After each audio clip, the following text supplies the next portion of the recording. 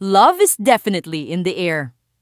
Dahil ang isa sa mga pinakapaborito nating aktor na si Jericho Rosales at ang talented at napakagandang si Janine Gutierrez ay nagdiwang ng kanilang unang anibersaryo bilang magkasintahan.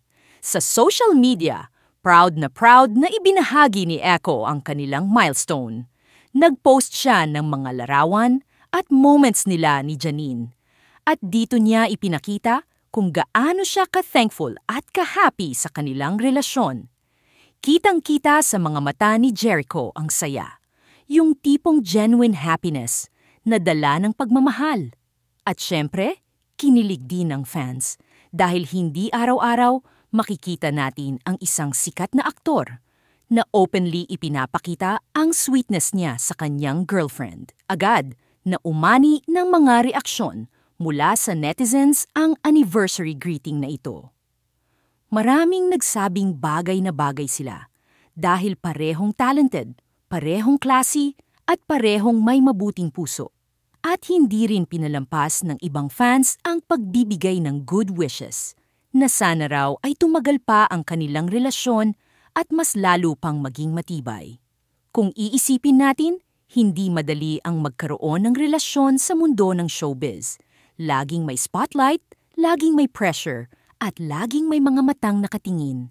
Pero sa kaso ni na Jericho at Janine, makikita natin na marunong silang mag-handle ng kanilang relasyon ng may balance. Pinapakita nila ang sweetness, pero may respeto pa rin sa kanilang privacy. At marahil, ito rin ang isa sa mga dahilan kung bakit maraming fans ang sumusuporta sa kanila. Dahil nakikita nilang genuine at totoo ang kanilang pagmamahalan. Ngayon na nasa kanilang unang taon na sila bilang couple, natural lang na marami ang umaasa na mas lalo pa itong tatagal. Sabi nga ng ilang fans, baka raw sa susunod na taon, hindi lang anniversary post ang makita natin, kundi mas malaking milestone pa. Pero for now, sapat na muna ang celebration ng kanilang unang taon na puno ng kilig, respeto, at pagmamahalan.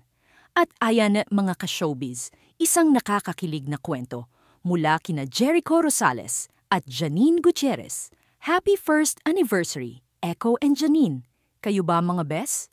Ano ang masasabi nyo sa kanilang anniversary celebration? Team Echo at Janine ba kayo?